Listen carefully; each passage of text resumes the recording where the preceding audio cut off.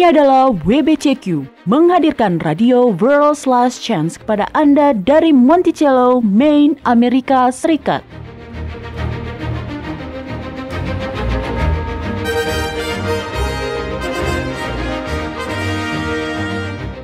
Kejahatan brutal, kerusuhan politik, ketidakstabilan keuangan, semuanya mengarah pada sebuah krisis yang akan datang, krisis yang belum pernah terjadi sebelumnya. Tetaplah bersama Radio World's Last Chance untuk belajar cara Anda dapat bersiap secara rohani menghadapi apa yang berada di depan. Radio WLC mempersiapkan orang untuk menyambut Sang Juru Selamat yang segera kembali. Halo, selamat bergabung di Radio WLC. Saya pembawa acara Anda, Mario Nugraha. Dan juga telah hadir bersama saya, Doni Alexander. Ya, halo, terima kasih telah menjadikan kami bagian dari hari Anda. Dan kami benar-benar senang dapat berbagi kebenaran Alkitab yang telah kami pelajari dengan para pendengar sekalian. Saya ingin memberikan salam hangat kepada para pendengar, khususnya untuk para pendengar yang baru bergabung untuk pertama kalinya di Radio WLC. Tim Radio WLC terdiri dari orang-orang dari seluruh benua, kecuali benua Antartika, Doni. Ya, itu benar, Mario ya. Dan kami sering ditanyai apakah kami memiliki hubungan dengan gereja atau golongan agama tertentu, dan kami juga sering ditanyai di mana markas kami berada. Baiklah, kami tidak berasal dari golongan agama manapun dan markas kami berada di internet. Kami adalah sebuah pelayanan online yang memiliki ratusan artikel dan video yang tersedia dalam 32 bahasa yang berbeda. Kami juga melakukan siaran radio dalam 8 bahasa yang berbeda. Jadi, bila Anda tidak bisa berbahasa Indonesia dan Anda ingin mendengarkan siaran ini dalam bahasa lain, atau bila teman dan keluarga Anda tidak bisa berbahasa Indonesia, jangan khawatir, materi-materi kami tersedia dalam beragam bahasa. Jadi, silakan kunjungi situs kami. Ya, betul, Mario. Dan di Radio WLC kami tidak menggunakan gelar seperti Tuhan atau Allah untuk merujuk kepada Bapa. Di dalam kitab suci, kita diajak untuk menyerukan namanya, yaitu Yahwa, atau biasa disingkat Ya. Nama sang anak adalah Yahuswa. Jadi kami lebih memilih untuk menggunakan nama-nama tersebut. Anda juga akan sering mendengarkan kami menggunakan kata El, Eloah, atau Elohim, yang merupakan gelar dalam bahasa Ibrani untuk merujuk kepada Yahwa. Tim WLC sangat yakin bahwa Sang Juru Selamat akan segera kembali. Karena keyakinan ini, kami sangat tertarik pada hal-hal yang diungkap kitab suci melalui nubuatan yang akan terjadi di masa depan. Dan itulah yang akan kita bahas pada hari ini. Ya, Anda tahu lebih dari 1/4 isi Alkitab merupakan nubuatan loh, Doni. Tidak, saya tidak tahu, Mario. Wah, itu menarik sekali. Iya, menurut Ensiklopedia Nubuatan Alkitab, karya Barton Payne, terdapat total 1239 nubuatan di dalam Perjanjian Lama, 578 nubuatan di dalam Perjanjian Baru, dan jumlah semuanya sekitar 1817 nubuatan. Oh ya? Wow, betul ya, Mario? Ya, Anda mempelajari hal baru setiap hari. Itulah yang saya sukai tentang nubuatan. Karena nubuatan kaya akan simbol-simbol, dan semakin kita mempelajarinya, maka semakin banyak pula makna yang kita dapat darinya. Ya, itu betul. Nah, nubuatan yang akan kita bahas kali ini adalah mengenai binatang yang ada di dalam nubuatan. Bila para pendengar sekalian telah menyiapkan Alkitab masing-masing, hari ini kami akan membahas kitab Wahyu pasal 13.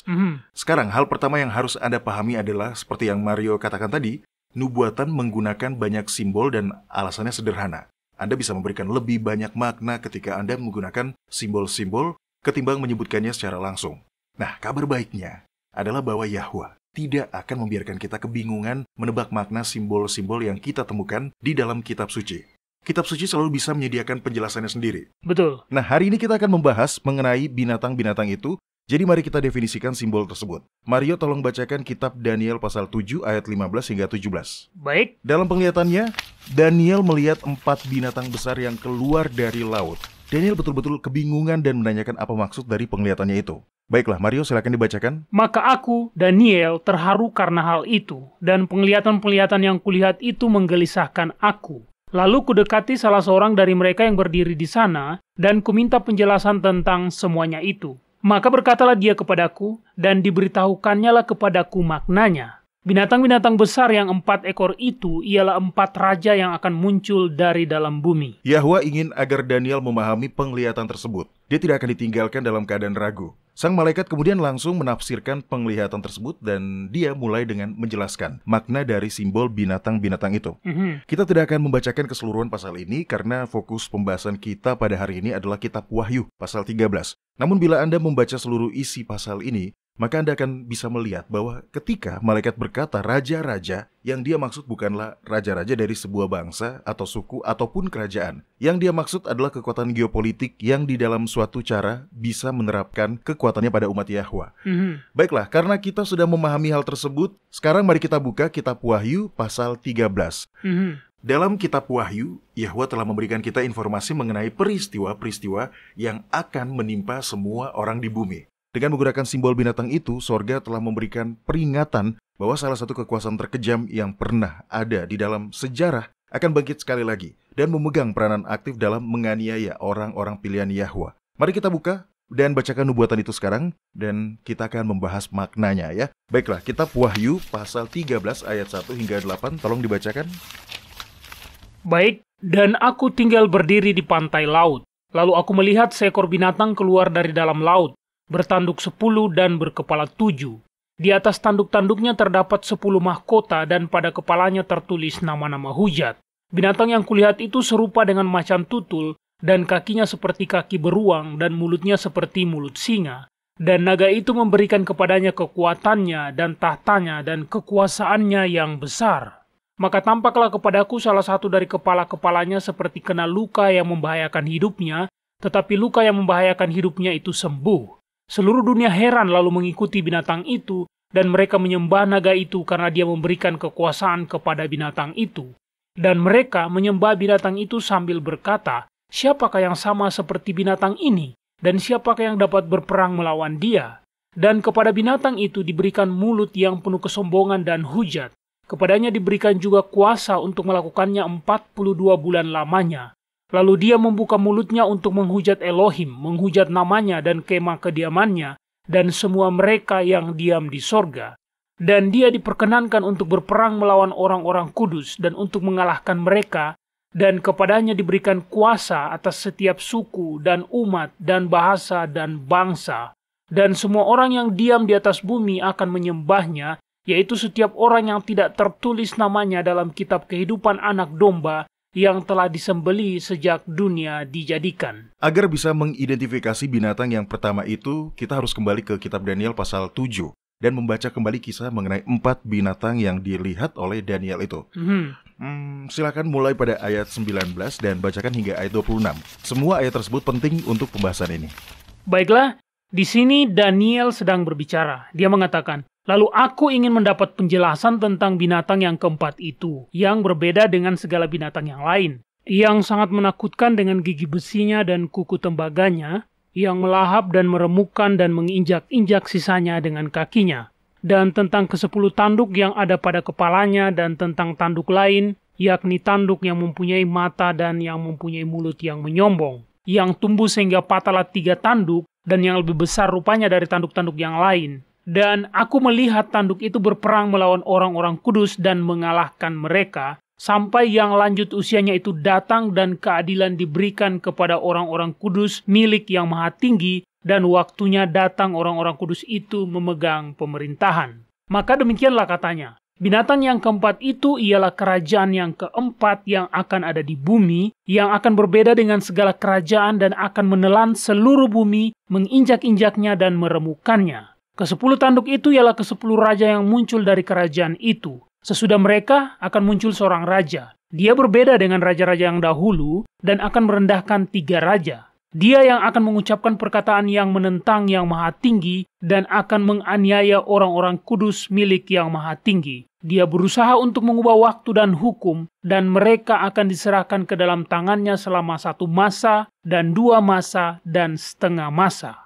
Lalu majelis pengadilan akan duduk, dan kekuasaan akan dicabut daripadanya untuk dimusnahkan dan dihancurkan sampai lenyap. Ketiga binatang pertama itu, seperti yang telah dijelaskan oleh kitab suci, adalah Babel, Media Persia, dan Yunani. Nah, kekuasaan apa yang bangkit setelah keruntuhan Yunani? Roma. Ya, tepat sekali. Dalam kitab Wahyu pasal 13 kita tidak mendengar apapun mengenai Babel, Media Persia, atau Yunani. Ketiga kerajaan tersebut pernah bangkit dan akhirnya runtuh. Yohanes langsung menjelaskan binatang keempat, yaitu Roma. Nubuatan Daniel telah sangat jelas bahwa binatang keempat akan berkuasa hingga pada akhir zaman. Baiklah, tapi kerajaan Roma sudah tidak ada lagi, Doni. Kerajaan tersebut telah terbagi antara timur dan barat pada akhir abad keempat sebelum Masehi. Kurang dari 100 tahun kemudian, kerajaan Roma pun sudah tidak ada, dan bahkan wilayah timur kerajaan tersebut sudah tidak ada lagi selama 600 tahun. Ya, betul. Wilayah tersebut jatuh di tangan kerajaan Ottoman pada tahun 1453, kalau saya tidak salah ya. Tapi poinnya adalah bahwa ketika kerajaan Roma yang menyembah berhala itu runtuh, kepausan Roma pun bangkit dan menggantikannya. Kerajaan Kudus Roma pun memperluas kekuasaannya di wilayah barat selama berabad-abad. Para raja hidup dalam ketakutan akan larangan-larangan kepausan. Inilah yang dilihat oleh Yohanes dalam kitab Wahyu pasal 13, yaitu kepausan Roma. Selama lebih dari 1000 tahun, Gereja Katolik Roma adalah kekuasaan utama yang berperang dengan orang-orang yang ingin beribadah kepada Yahwa untuk mengendalikan keyakinan mereka. Iya, saya mendengar bahwa kemartiran di bawah kekuasaan kepausan Roma adalah hal yang jauh lebih buruk daripada yang pernah dilakukan oleh kaum penyembah berhala, Doni. Oh, memang demikian, Mario. Betul-betul demikian. Faktanya, beberapa catatan-catatan dari umat Kristen awal yang diduga menjadi martir pada saat kerajaan Roma yang menyembah berhala masih berkuasa telah terbukti sebagai contoh yang kudus. Catatan-catatan tersebut kemudian dituliskan dengan keyakinan bahwa itu akan memperkokoh iman orang-orang percaya. Nubuatan Yohanes meliputi peristiwa-peristiwa yang terjadi di sejarah yang lalu. Nubuatan itu melengkapi catatan Daniel yang Anda bacakan dalam kitab Daniel pasal 7 tadi. Dan keduanya membahas kerajaan yang sama. Namun kali ini jauh meloncat ke masa depan ketika kekuasaan geopolitik yang hebat ini bangkit lagi dan berusaha untuk memaksakan kehendak mereka kepada umat Yahwa yang setia. Saya melihat bahwa menurut Daniel dan Yohanes, binatang-binatang tersebut muncul dari dalam laut, Doni. Apa maksud dari simbol itu? Tandai kitab Wahyu pasal 13 karena nanti kita akan membacakannya lagi. Oke. Nah, sekarang tolong buka kitab Wahyu pasal 17 dan bacakan ayat 15 apa yang dikatakan di dalamnya. Baik, ini dia. Lalu dia berkata kepadaku, semua air yang telah kulihat, di mana wanita pelacur itu duduk, adalah bangsa-bangsa dan rakyat banyak dan kaum dan bahasa. Ya, itu dia. Semua air merupakan simbol dari wilayah yang padat penduduk. Ini adalah karakteristik pertama yang menghubungkan antara binatang pertama yang disebutkan dalam kitab Wahyu pasal 13 dengan Gereja Katolik Roma. Itu bangkit di dunia kuno. Sebuah tempat dengan populasi yang padat dan dari situlah dia menjalankan kekuasaannya. Binatang yang satu ini aneh. Seperti yang Anda katakan, dia mirip dengan binatang keempat yang disebutkan di dalam kitab Daniel pasal 7 itu, namun binatang itu lebih tampak seperti binatang hasil persilangan, Doni. Iya, memang itulah dia. Binatang yang dimaksud dalam kitab Wahyu pasal 13 memiliki tubuh yang serupa dengan macan tutul, kakinya seperti kaki beruang, dan mulutnya seperti mulut singa. Ini adalah informasi yang signifikan karena binatang-binatang inilah yang digunakan dalam kitab Daniel pasal 7 untuk melambangkan 3 kekuasaan di dunia yang menganiaya umat Yahwa sebelum kebangkitan Roma. Jadi Anda benar, binatang yang dimaksud oleh Yohanes adalah sebuah persilangan yang menggabungkan karakteristik ketiga kekuasaan besar di dunia. Babel. Babel dilambangkan sebagai singa, kan? Betul. Lalu Media Persia dilambangkan sebagai beruang. Dan Yunani dilambangkan sebagai macan tutul yang bergerak dengan sangat cepat. Kita bisa melihat sifat-sifat ketiganya ada di dalam kepausan Roma. Contohnya? Begini, dalam Gereja Katolik Roma terdapat paham kemanusiaan yang menjadi khas Yunani yang dilambangkan dengan macan tutul. Agama-agama misterius Media Persia lah yang pertama kali menjunjung tinggi hari Minggu sebagai hari kudus, dan Gereja Katolik Roma mengadopsi hal tersebut. Dan siklus mingguan yang tidak terputus, yang merupakan salah satu elemen untuk menentukan waktu dalam kalender penyembah berhala, berasal dari Babel, yang dilambangkan sebagai singa. Dan hal ini pun diadopsi ke dalam kalender kepausan. Namun, kekuasaan yang telah diserap oleh Gereja Roma dari paham penyembah berhala secara khusus dapat dilihat dalam satu area yang spesifik, yaitu kalender. Jadi semuanya ada di dalamnya? Ya, semuanya ada di dalamnya. Kitab suci menyatakan bahwa binatang yang keluar dari laut itu mendapatkan kekuatan dari naga, yang merupakan simbol dari paham penyembah berhala dan setan itu sendiri. Itu betul. Dalam kitab Wahyu pasal 12 ayat 9 dikatakan, dan naga besar itu, si ular tua yang disebut iblis atau setan, yang menyesatkan seluruh dunia. Hingga pada level yang besar, paham Katolik Roma mendapatkan kekuasaannya dari paham penyembah berhala. Dengan mengadopsi dan menerima praktek-praktek penyembah berhala ke dalam gereja, paham Katolik mendapatkan kekuatan dan popularitas yang secara nyata memperluas jangkauannya ke seluruh dunia. Anda bisa melihat hal tersebut dalam penggunaan lilin-lilin para imam. salib dengan patung Kristus di tengah-tengahnya, yang mana berasal dari kebudayaan Babel kuno, tasbih rosario, santo-santo, gambar-gambar, dan ikon-ikon Natal, Pasca Easter, dan ya masih banyak lagi. Namun kekuasaan yang telah diserap oleh gereja Roma dari paham penyembah berhala secara khusus dapat dilihat dalam satu area yang spesifik, yaitu kalender. Baiklah Doni, maaf saya harus memotong pembahasan Anda karena kita harus rehat sejenak. Bila kita kembali nanti, saya ingin Anda menjelaskan bagaimana kepausan mendapatkan kekuatan dari paham penyembah berhala dengan cara menggunakan kalendernya. Maksud saya, memang Natal, Pasca Easter, dan ikon-ikon itu semua sudah tentu berasal dari paham penyembah berhala. Namun, saya ingin mengetahui bagaimana kepausan menyerap kekuatan dari paham penyembah berhala dengan menggunakan kalendernya. Baik para pendengar sekalian, jangan beranjak dulu, kami segera kembali.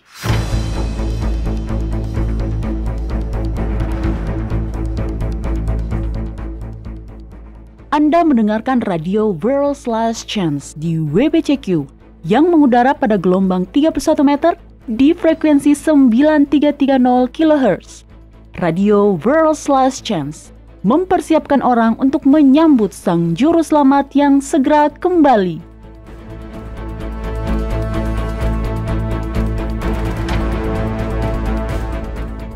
Pengajaran tentang Injil Kemakmuran terdengar bagus.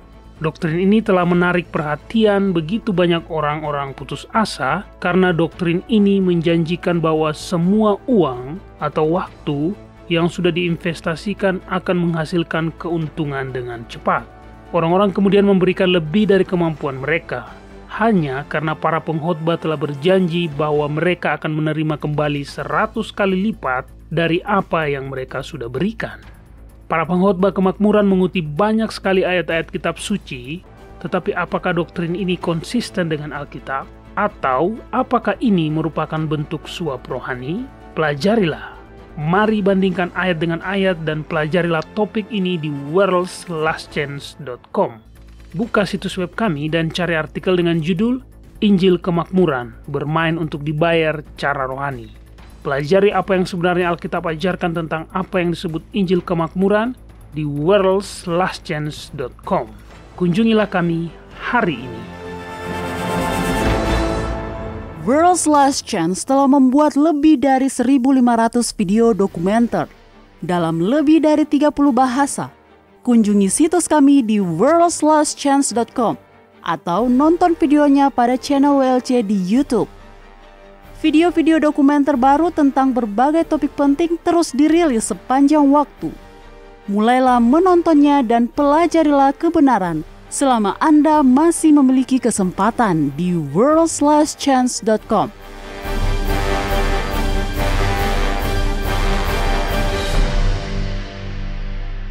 Baiklah, selamat bergabung kembali bersama Radio WLC. Oke, sebelum rehat tadi, kita membahas mengenai bagaimana kepausan mendapatkan kekuasaan dari paham penyembah berhala melalui kalender mereka. Nah, saya tahu bahwa gereja Katoliklah yang merancang kalender yang kita gunakan pada hari ini. Tapi, saya tidak melihat hubungannya dengan bagaimana kalender tersebut memberikan mereka kekuasaan dari paham penyembah berhala. Ada sebuah peribahasa kuno yang mengatakan, siapa yang mengendalikan kalender, maka dia akan mengendalikan dunia. Kalender modern pada saat ini yang digunakan di seluruh dunia untuk kepentingan masyarakat adalah kalender kepausan. Kalender itu bahkan diberi nama sesuai dengan nama paus yang memerintahkan pembuatan kalender tersebut. Betul, kalender itu dinamai kalender Gregorian, sesuai dengan nama Paus Gregory ke-13. Kalender Gregorian, atau yang di Indonesia lebih dikenal dengan nama kalender Masehi, adalah kalender yang sangat mirip dengan kalender Julian. Kalender Julian adalah kalender yang murni berasal dari paham penyembah berhala. Kalender itu bahkan dinamai dengan menggunakan nama Julius Caesar, yaitu seorang penguasa penyembah berhala Roma yang berkuasa ketika kalender tersebut ditetapkan. Selama berabad-abad, kalender Julian mulai melenceng, sehingga Paus Gregory ke-13 memerintahkan seorang astronom Yesuit untuk merancang kalender yang mirip dengan kalender tersebut, namun lebih akurat, agar bulan-bulan kembali sesuai dengan siklus musim. Astronom tersebut bernama Christopher Clavius, dan dia mengakui bahwa kalender Julian yang menjadi inspirasi utamanya dalam merancang kalender Gregorian atau Masehi, murni, berakar dari paham penyembah berhala, dan tidak memiliki hubungan apapun dengan penanggalan Alkitabiah. Apa yang dia katakan, Doni? Nah, ini dia kutipannya. Silakan dibacakan. Kutipan ini diambil dari sebuah buku karya Clavius, di mana dia menjelaskan kalender tersebut. Baiklah, di dalamnya dikatakan, oh, Anda kira saya pandai berbahasa Latin? Coba saya baca. Judul buku ini adalah Romani Calendari e Gregori Tredecim PM Restituti Explicato. Sangat bagus. Lihat kan, Anda bisa berbahasa Latin. Anda hanya perlu percaya bahwa Anda bisa melakukannya, Mario. Betul. Ya, pada dasarnya Clavius mengatakan bahwa ketika kalender Julian dijadikan kalender gerejawi oleh Gereja Katolik Roma pada Konsili Nicea, gereja dengan sengaja menolak penanggalan Alkitabiah. Lalu sebaliknya mengadopsi penanggalan paham penyembah berhala. Dalam kutipan yang saya berikan kepada Anda tadi, Clavius merujuk pada sistem penanggalan berbeda yang digunakan untuk menentukan hari Paskah Passover, yang Alkitabiah dengan Paskah Easter, penyembah berhala yang menggantikannya. Baiklah, silakan dibacakan. Gereja Katolik Roma tidak pernah menggunakan model ritual Yahudi dalam merayakan Paskah Passover, di mana selalu dilakukan dengan mengamati pergerakan bulan dan matahari. Dan cara Gereja Katolik Roma itu telah dikuduskan oleh pendeta tinggi Roma yang paling kuno dan paling kudus, dan juga dibenarkan oleh Konsili Nicea pertama. Pendeta tinggi yang dimaksud Clavius di sini merujuk pada pastor-pastor kuno dalam kebudayaan paham penyembah berhala. Jadi Anda harus ingat bahwa kalender Julian dan kalender Masehi atau Gregorian tidak memiliki kemiripan apapun dengan kalender Alkitabiah. Kalender Alkitabiah adalah kalender lunisolar. Kalender ini menggunakan bulan untuk menentukan siklus bulanan, bulan, dan siklus mingguan. Betul. Bedanya, kalender Julian dan kalender Masehi hanya menggunakan solar atau matahari untuk memperhitungkan penanggalannya. Dan hal itu berasal langsung dari paham penyembah berhala. Iya, saya mulai bisa melihat bagaimana kepausan mendapatkan kekuasaan melalui kalender. Mereka bahkan membanggakannya sebagai tanda otoritas mereka dan adalah fakta bahwa mereka mengganti hari Sabat ke hari Minggu. Berikut ini adalah kutipan dari buku Catechism Made Easy, karya Henry Gibson, dan di dalamnya dia bertanya, siapa yang kita puja dan hormati bila kita menguduskan hari Minggu? Dari pertanyaan ini, kita bisa memahami seberapa hebat otoritas gereja dalam menafsirkan atau menjelaskan kepada kita mengenai perintah-perintah Tuhan. Sebuah otoritas yang diakui oleh praktek-praktek universal dalam dunia kekristenan. Bahkan oleh sekte yang mengakui bahwa mereka menjadikan kitab suci sebagai satu-satunya aturan iman mereka, dan mereka merayakan hari pertama dalam siklus mingguan, bukan hari ketujuh seperti yang telah ditetapkan di dalam Alkitab. Dan kita tahu bahwa keharusan untuk menjaga kekudusan hari pertama itu adalah berasal dari tradisi dan ajaran gereja Katolik. Ada banyak pertanyaan yang seperti itu. Dalam sebuah surat dari T. Enright, uskup dari gereja St. Alphonsus di kota St. Louis di Amerika Serikat, dia menuliskan, Gereja Katoliklah yang menciptakan hukum yang menuntut kita untuk menjaga kekudusan hari Minggu. Gereja membuat hukum ini jauh setelah Alkitab dituliskan. Oleh karena itu berarti hukum tersebut tidak ada di dalam Alkitab. Gereja Katolik tidak hanya melenyapkan hari Sabat yang sebenarnya, tapi juga semua hari-hari raya yang berhubungan dengan kaum Yahudi. Ya, saya belum pernah memikirkan sudut pandang tersebut sebelumnya, tapi dia benar, Doni. Umat Kristen awal merayakan hari raya tahunan selama beberapa abad pertama. Lalu kemudian datanglah Konstantin dan kekuasaan gereja Katolik yang semakin berkembang menyebabkan hari Paskah Passover tidak lagi dirayakan dan diganti dengan hari Paskah Easter. Hari Raya Pondok Daun di musim gugur diganti dengan Saturnalia atau Natal di musim dingin. Pada Konsili Nicea, kalender Alkitabiah tidak lagi digunakan dan kalender penyembah berhala Julian pun diadopsi untuk menetapkan hari Paskah Easter. Hal ini kemudian juga terjadi di seluruh wilayah peribadatan lainnya. Lalu anak Konstantin yaitu Constantius memaksakan penggunaan kalender Julian di seluruh wilayah kerajaan Roma. Itulah sebabnya seorang ahli kronologi David Sadersky menuliskan bahwa di bawah kekuasaan Konstantius, kita tidak lagi mungkin untuk menerapkan kalender yang lama. Jadi itulah sebabnya setelah Konsili Nicea, umat Yahudi mengganti kalender mereka, Doni. Iya, tepat sekali. Umat Yahudi mengetahui hal tersebut. Mereka mengakuinya. Pada situs torah.org ada sebuah artikel yang berjudul The Jewish Calendar, Changing the Calendar. Nah, ini dia kutipannya, silakan dibacakan Mario. Baik, menyatakan hari bulan baru melalui pengamatan bulan baru dan tahun baru melalui datangnya musim semi hanya bisa dilakukan oleh Dewan Sanhedrin. Pada masa kekuasaan Hilal kedua, orang-orang Roma melarang praktek tersebut. Hilal kedua kemudian memaksakan untuk memberlakukan kalender tetap miliknya yang oleh karena itu memberikan dampak diterimanya kalender-kalender Sanhedrin tetap di masa-masa yang akan datang. Wah, di dalamnya dikatakan bahwa orang-orang Roma melarang praktek tersebut. Akibatnya, kalender Alkitabiah pun dilarang. Hal ini kemudian mengembalikan kita pada pembahasan mengenai binatang yang muncul dari dalam laut, seperti yang disebutkan di dalam kitab Wahyu pasal 13. Binatang hasil persilangan ini memiliki 7 kepala dengan 10 tanduk. yang merupakan simbol dari ditolak atau dilarangnya penggunaan kalender Alkitabiah, serta diterima dan digunakannya kalender penyembah berhala Julian. Gereja Roma menolak kalender lunisolar kuno, lalu kemudian menggunakan siklus mingguan planetary penyembah berhala yang berisikan 7 hari yang tidak terputus. Nah, Alexander Hislop adalah seorang pejabat gereja di Free Church di Skotlandia. Sebelum dia meninggal pada tahun 1865, dia menerbitkan sebuah buku yang disusun berdasarkan penelitian yang mendalam. Buku tersebut berjudul The Two Babylons. Bahkan dia pun melihat pentingnya perubahan kalender. Saya telah mencetak kutipan dari bukunya tersebut, yaitu dari halaman 105.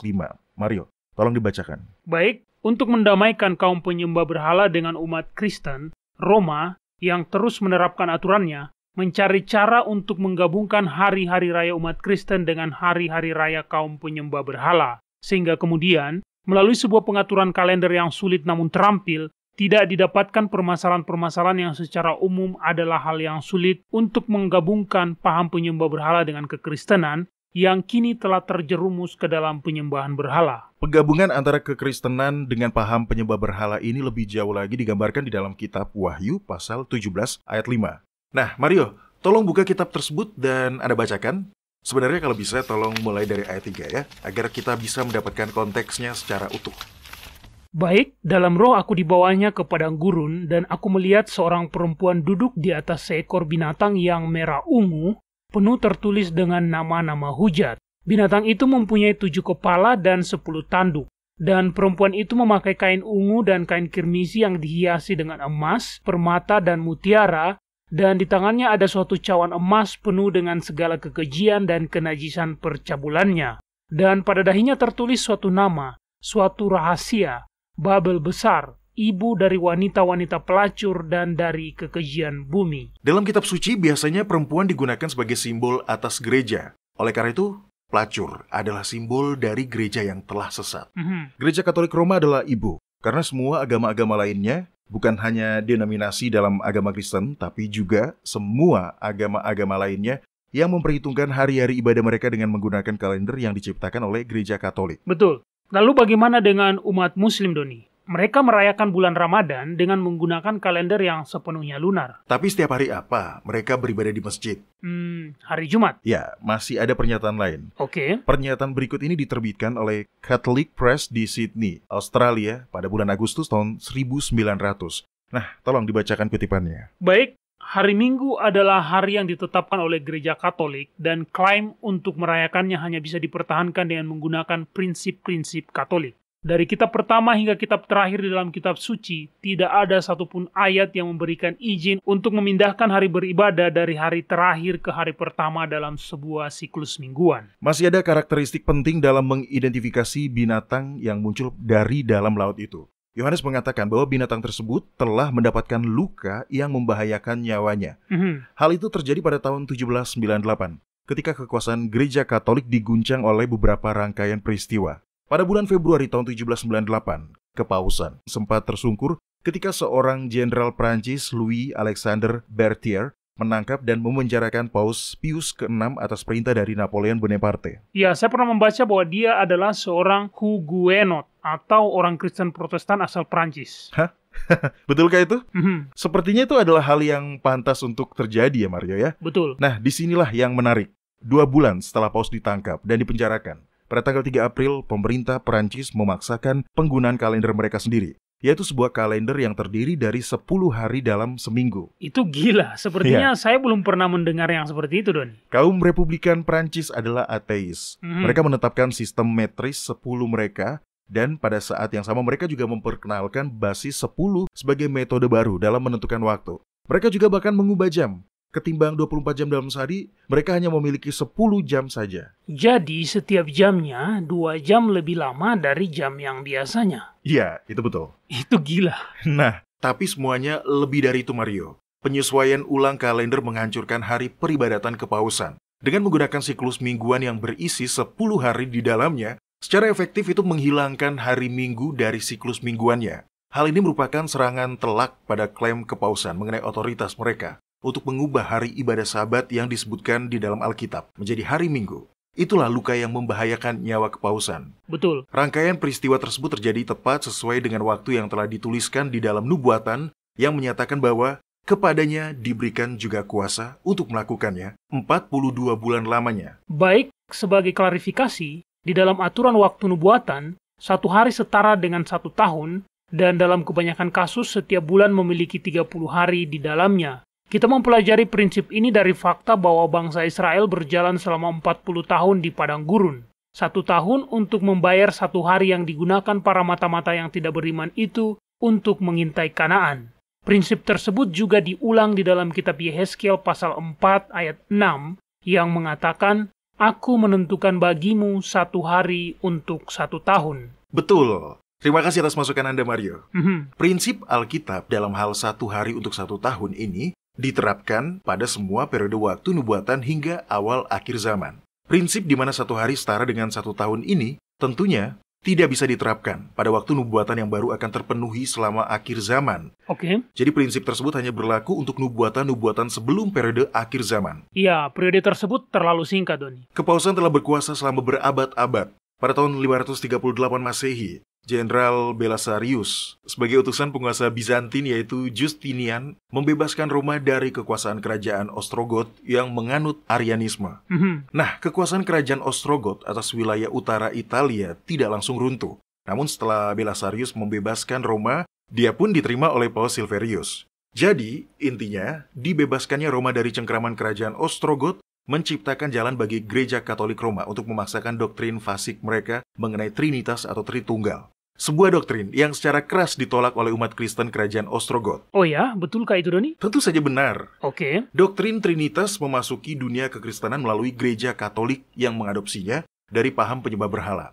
Sekali mereka berkuasa, seperti yang telah dibuktikan oleh sejarah, Gereja Katolik mempertahankan cengkraman mereka pada jutaan jiwa manusia selama ratusan tahun. Betul. Periode selama 1260 tahun ini berakhir tepat pada tahun 1798 ketika Paus ditangkap. Lalu hari Minggu yang merupakan lambang otoritas kepausan pun dihapuskan dan tidak lagi menjadi hari yang kudus. Namun penglihatan Yohanes tidak lantas selesai sampai di situ.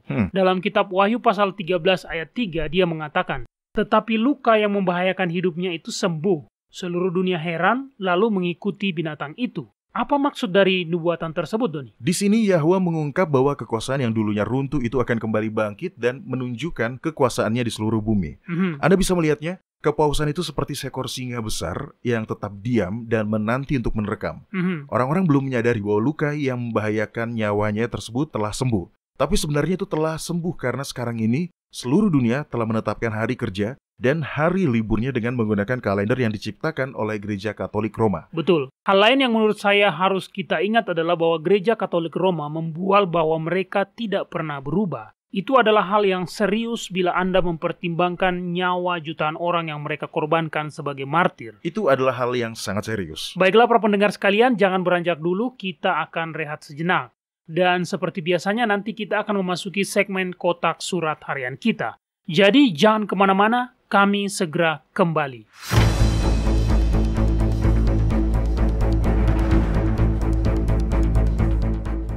Anda mendengarkan radio World's Last Chance di WBCQ yang mengudara pada gelombang 31 meter di frekuensi 9330 kHz.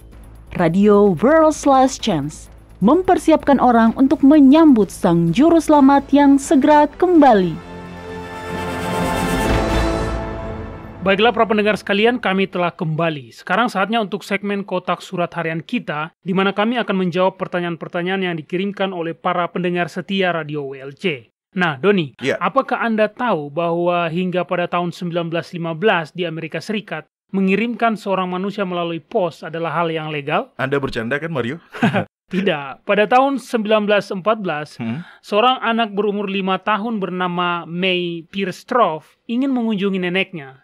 Namun orang tuanya tidak memiliki cukup uang untuk membeli tiket kereta api. Jadi mereka membawanya ke kantor pos dan hanya dengan biaya sebesar 53 sen, mereka mengeposkan May dari rumah mereka di Greenville, Idaho sejauh 117 km ke rumah neneknya di Lewiston, Idaho. Ternyata pamannya adalah tukang pos yang bertugas dan dia pun mengantarkan keponakannya itu dengan selamat menuju rumah neneknya pada keesokan paginya. Iya, itu hal yang luar biasa, Mario. Ya, katanya sang paman tersebut pun harus kehilangan pekerjaannya meskipun tidak ada hukum yang melarang hal tersebut. Namun, setahun kemudian, pemerintah berhasil menetapkan hukum yang secara khusus melarang pengiriman anak kecil melalui layanan pos Amerika. Ya, saya bersyukur sekarang para pendengar sudah bisa lebih mudah dalam menghubungi kita. Jadi cukup dengan beberapa klik saja. Silakan kunjungi World's Last Chance, kemudian Anda pilih bahasa Indonesia. Jangan lupa klik pada bagian hubungi kami. Itu saja.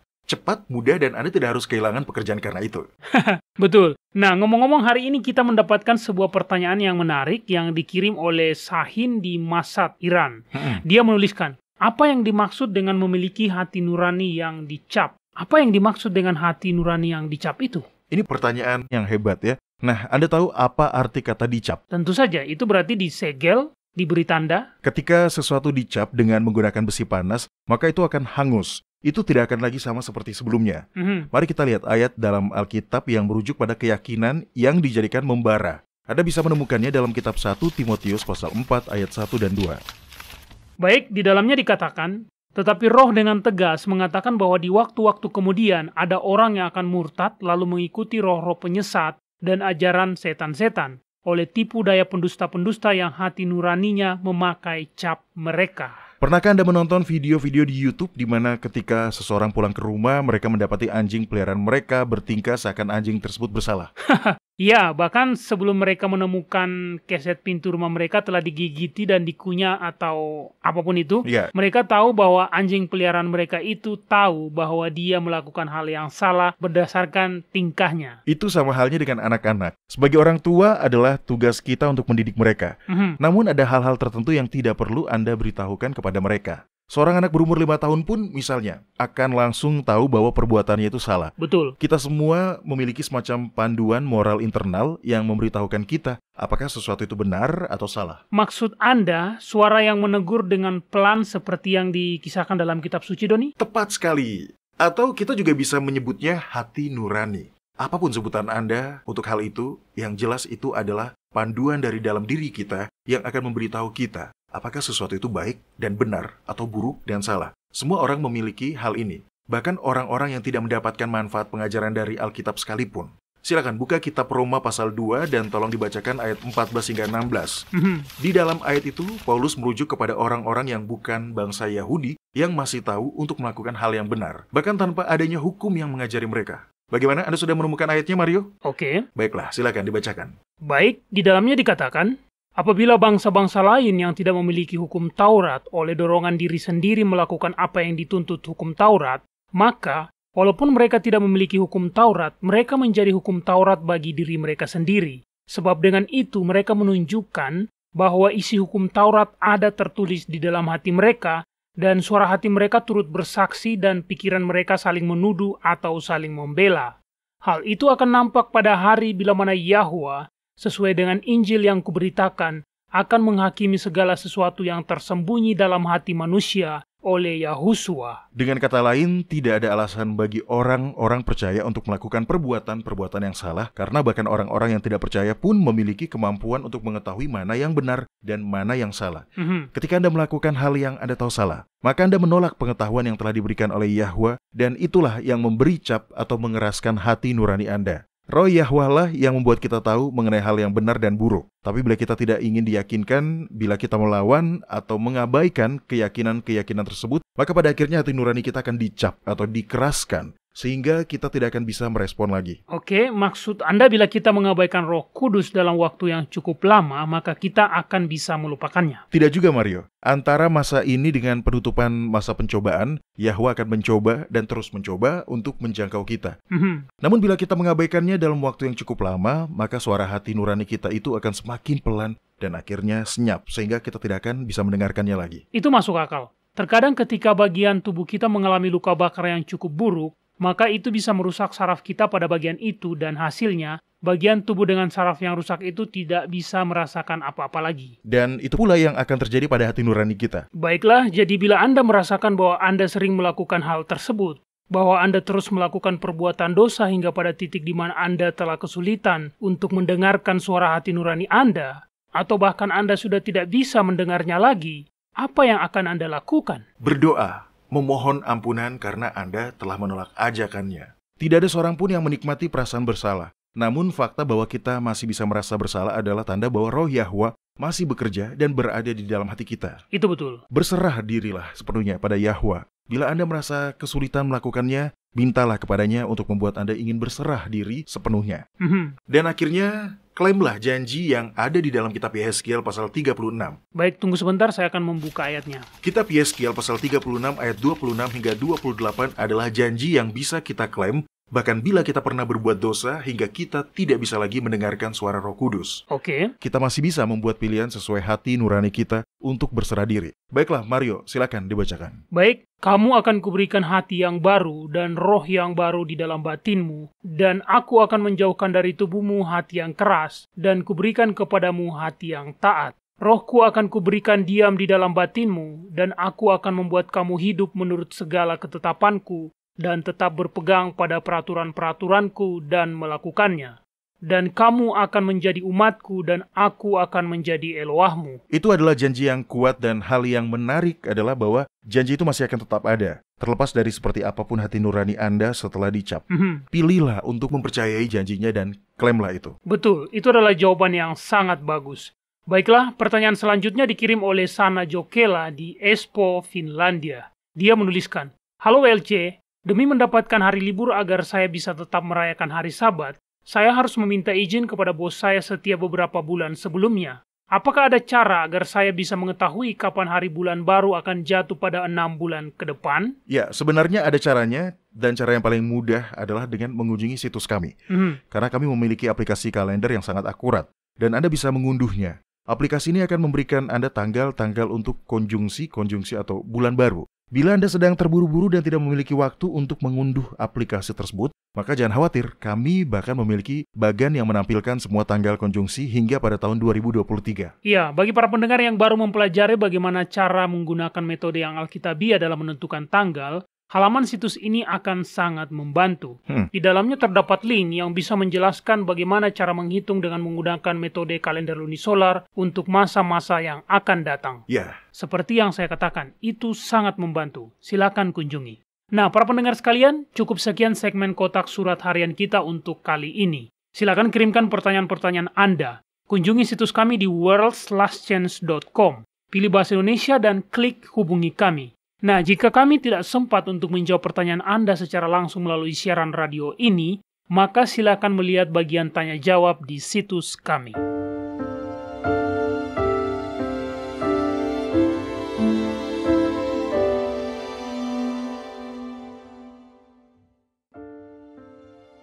Anda menyukai apa yang Anda dengar?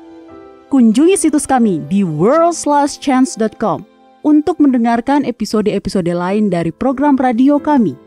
Radio World's Last Chance mempersiapkan orang untuk menyambut Sang Juru Selamat yang segera kembali.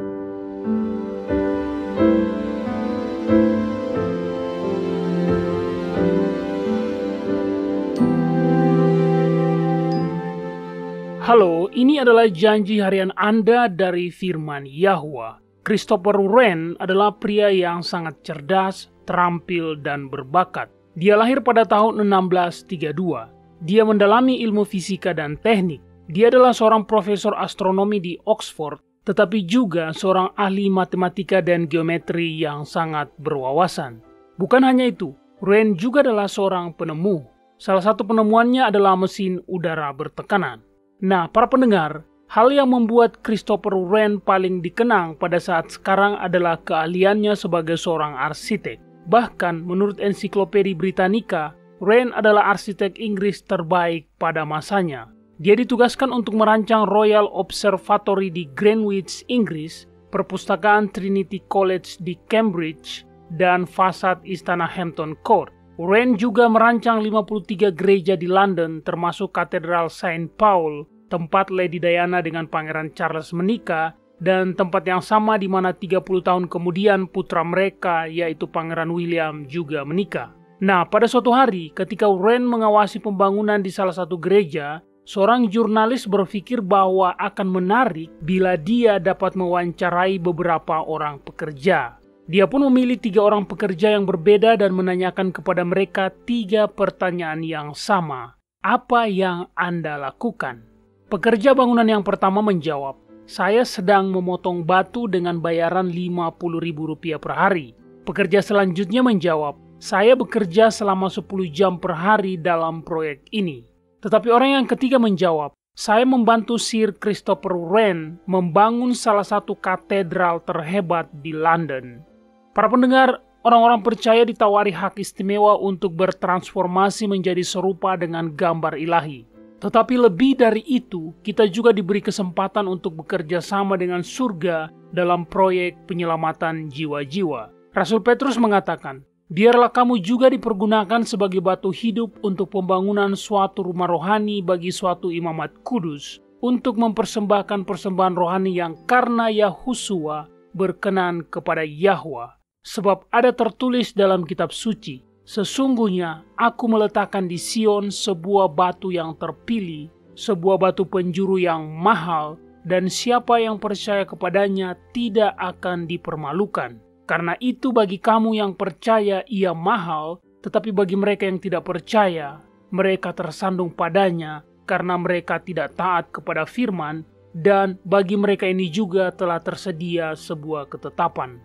Tetapi kamulah bangsa yang terpilih, imamat yang rajani, bangsa yang kudus, umat kepunyaan Yahwa sendiri, supaya kamu memberitakan perbuatan-perbuatan yang besar dari Dia yang telah memanggil kamu keluar dari kegelapan kepada terangnya yang ajaib.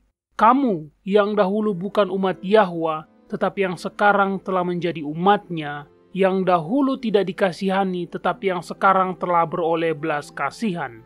Para pendengar, semua orang yang bekerja sama dengan Yahwa dalam proyek menyelamatkan jiwa-jiwa dijanjikan upah yang sangat besar. Ketika berbicara tentang kebangkitan orang-orang benar, kitab Daniel pasal 12 ayat 3 menjanjikan bahwa orang-orang bijaksana akan bercahaya seperti cahaya cakrawala, dan yang telah menuntun banyak orang kepada kebenaran seperti bintang-bintang tetap untuk selama-lamanya. Sumber daya surga yang tak terbatas dibuka lebar bagi mereka yang mau melakukan firman Yahwa sebagaimana adanya, menerima keselamatan dan pada gilirannya turut bekerja untuk menyelamatkan orang lain. Kepada kita telah diberikan janji-janji yang besar dan berharga. Majulah dan mulailah mengaminkannya.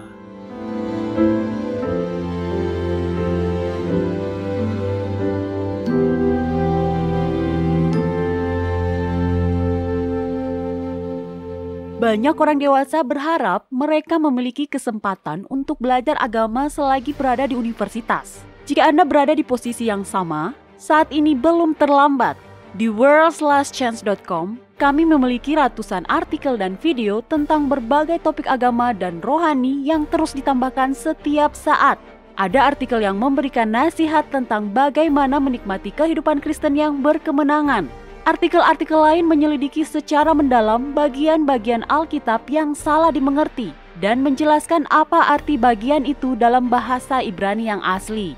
Kami juga menyajikan banyak artikel dan video tentang nubuatan. Paulus memberitahu Timotius, segala tulisan yang diilhamkan Yahwa memang bermanfaat untuk mengajar, untuk menyatakan kesalahan, untuk memperbaiki kelakuan, dan untuk mendidik orang dalam kebenaran. Dengan demikian, tiap-tiap manusia kepunyaan Yahwa menjadi sempurna dan diperlengkapi sepenuhnya untuk setiap perbuatan baik. Jika Anda membaca dengan seksama materi di situs kami, Anda akan memiliki landasan yang menyeluruh bukan hanya pada kebenaran doktrinal, tetapi Anda juga akan mempelajari rahasia-rahasia cara berdoa yang efektif dan cara belajar Alkitab sehingga Anda dapat menemukan kebenaran untuk diri Anda sendiri. Kunjungi situs web kami di worldslastchance.com. Tidak ada kata terlambat untuk memulai. worldslastchance.com mempersiapkan orang untuk menyambut Sang Juru Selamat yang segera kembali.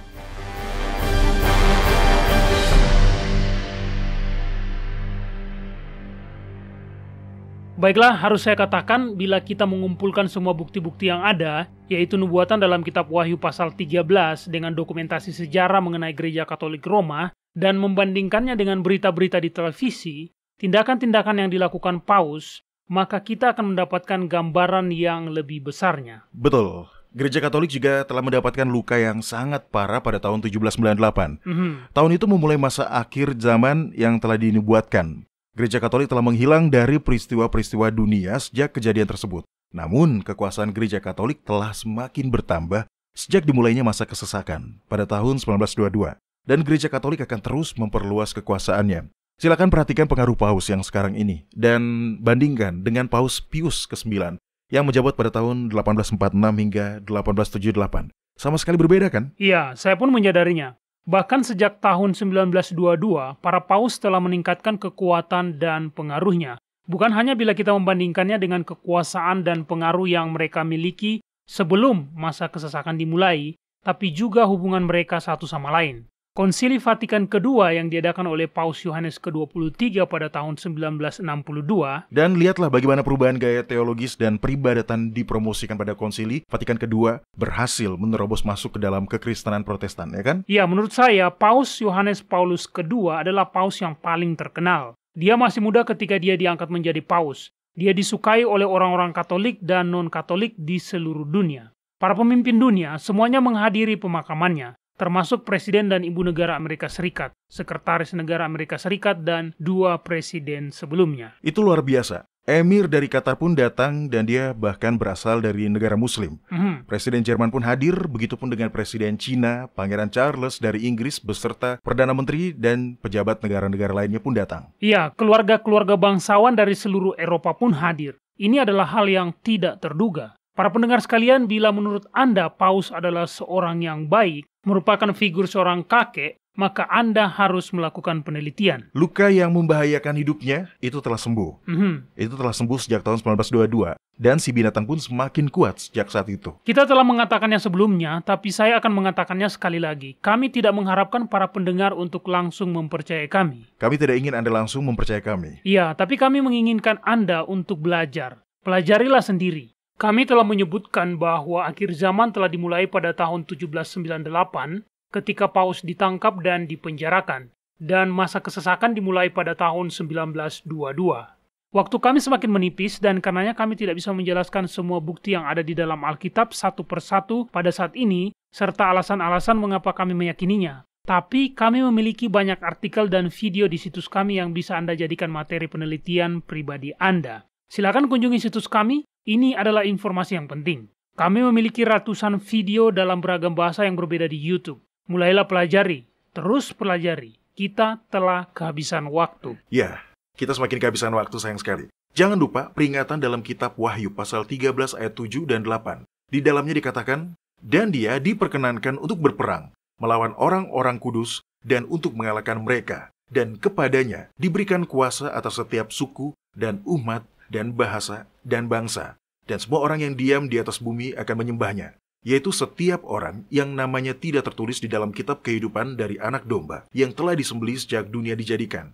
Itu tidak akan menyenangkan, akan ada martir, banyak martir. Nubuatan dalam kitab Wahyu pasal 8 dan 9 juga mengungkap bahwa kita akan mengalami bencana kelaparan di seluruh dunia, kekurangan air bersih, dan terganggunya jalur pengiriman barang via laut. Lalu puncaknya, setan akan melepaskan pelayan-pelayannya di dunia yang akan menyamar sehingga serangan mereka akan menyerupai invasi alien.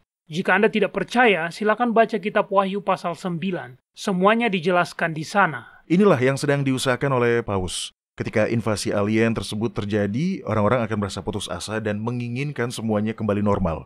Paus yang menjabat pada saat ini akan dimintai untuk mewakili umat manusia untuk bernegosiasi dengan makhluk-makhluk yang serupa dengan makhluk luar angkasa tersebut. Dia akan membuatnya tampak seakan bahwa untuk bisa mendapatkan kedamaian, maka kita harus beribadah kepada Yahwa, tapi pada hari Minggu, bukan pada hari Sabat yang ditentukan dengan menggunakan kalender Alkitabiah. Bila pada saat ini Anda ingin menghormati Sang Pencipta dengan beribadah kepadanya, pada Sabat hari ke-7 yang asli dan sesuai dengan kalender Alkitabiah, maka Anda tidak akan menjadi orang yang disenangi. Tidak, penyesuaian adalah keharusan di setiap masa-masa rusuh dan berbahaya. Kebebasan masyarakat pun akan hilang.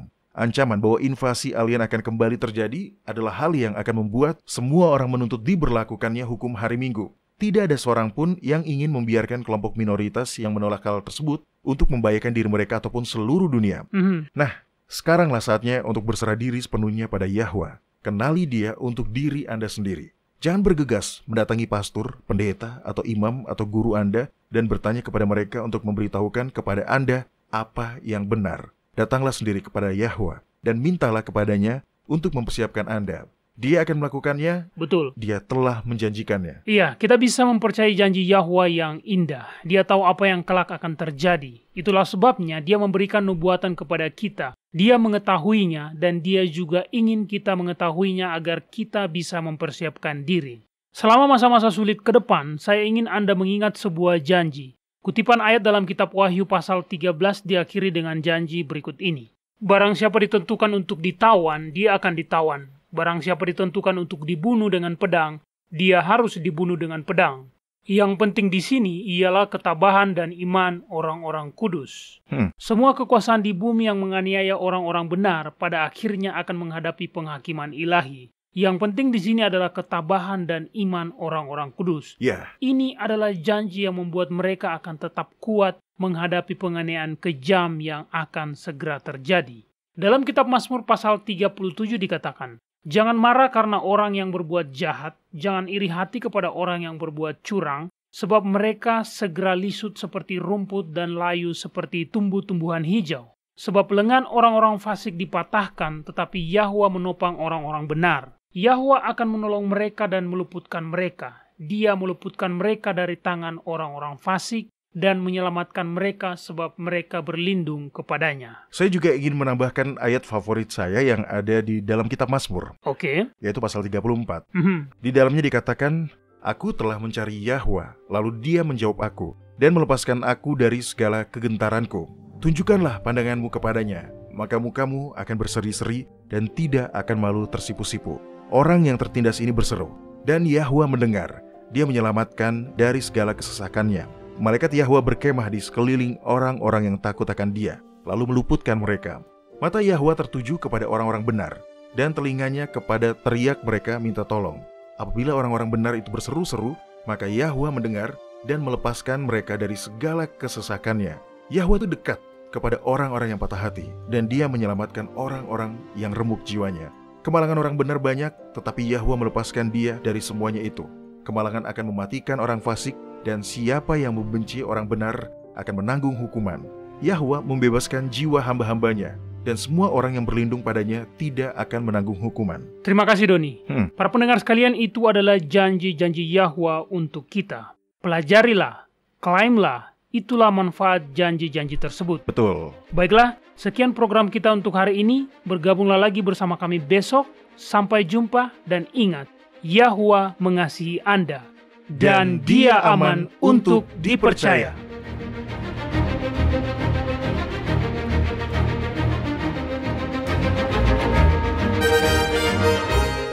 Anda baru saja mendengarkan Radio WLC. Program ini serta episode Radio WLC yang lain tersedia untuk Anda unduh di situs kami. Sangat baik untuk dibagikan pada para sahabat Anda yang mempelajari Alkitab. Ini juga sumber yang bagus bagi orang-orang yang beribadah kepada Yahwa sendirian atau di rumah.